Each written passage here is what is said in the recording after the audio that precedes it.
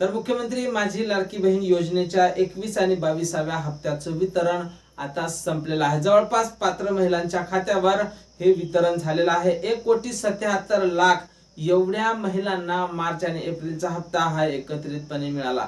पण अजूनही लाखो महिला वितरणाच्या प्रतीक्षेत आहेत। जवळपास 80 लाख महिलांना हप्ता मिळालेला नाही।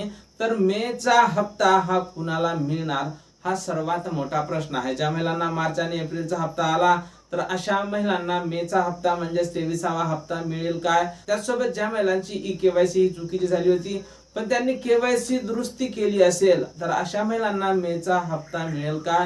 मार्च आणि एप्रिलचा हप्ता न येण्याचं काय महत्त्वपूर्ण कारण आहे या संदर्भातली माहिती आपण समोरच्या अगदी थोड्याशा व्हिडिओमध्ये पाहणार आहोत। त्यापूर्वी तुम्ही जर नवीन असाल तर नक्कीच आपल्या व्हिडिओला लाईक करून चॅनलला सबस्क्राइब करा। नमस्कार, मी भाऊसाहेब गोडे स्वागत करतो तुमचं लाडकी बहीण योजनेच्या एका नवीन व्हिडिओमध्ये।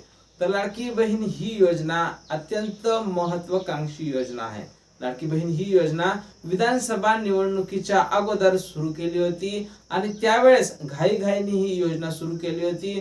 कसलेही निकष न तपासता सरसकट सर्व महिलांच्या खात्यावर पैसे हे जमा करण्यात आले होते। पण निवडणूक झाल्याच्या नंतर निकषाची तपासणी ही जोरात सुरू झाली। त्यानंतर पात्र महिलांना ई-केवायसी करण्याचं सुद्धा सांगण्यात आलं। काही लाडक्या बहिणींनी केवायसी केली होती पण काही महिलांची केवायसी ही झालेली नव्हती।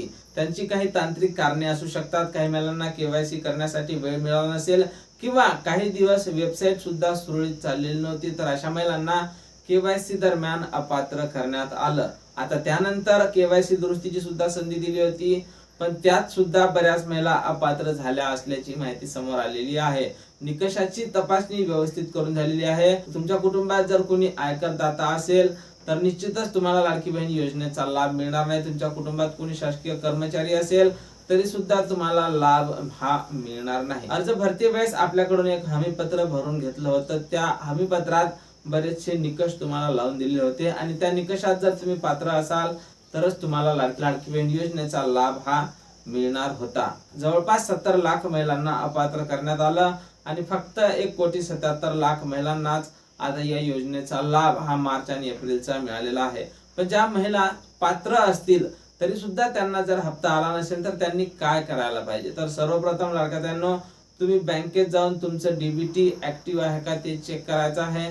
तुमची केवायसी केलेली आहे का? बँकेची केवायसी तुम्ही जर लाडकी बहीण योजनेची केवायसी केली असेल पण बँकेची जर तुमची केवायसी झालेली नसेल तरी सुद्धा तुमचा लाभ हा थांबवला जाऊ शकतो। त्याचसोबत तुमचं आधार बँकेशी लिंक आहे काय हे सुद्धा तुम्हाला एकदा चेक करायचं, कारण पैसे हे डायरेक्ट डीबीटी मार्फत येत असते। त्यामुळे तुमचं आधार कार्ड बँकेशी लिंक असणं हे अत्यंत गरजेचं आहे। तुम्ही जर सर्व बाबी बरोबर तपासून घेतल्या तर निश्चितच तुम्हाला लाडकी बहीण योजनेचा 23वा हप्ता हा मिळणार आहे। सोबतच 21 आणि 22वा हप्ता मिळेल का तर याची शक्यता आता फारच कमी आहे, कारण वितरण जवळपास संपलेलं आहे।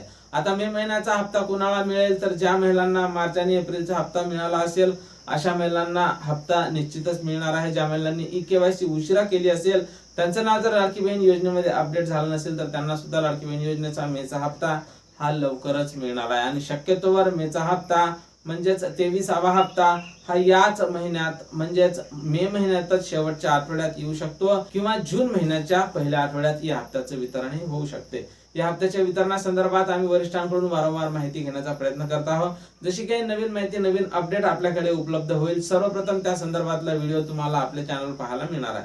त्यामुळे तुम्ही जर नवीन असाल तर नक्कीच आपल्या व्हिडिओला लाईक करून चॅनलला सबस्क्राइब करा। भेटूया पुढच्या एका नवीन व्हिडिओमध्ये महत्त्वपूर्ण माहिती सोबत। जय महाराष्ट्र।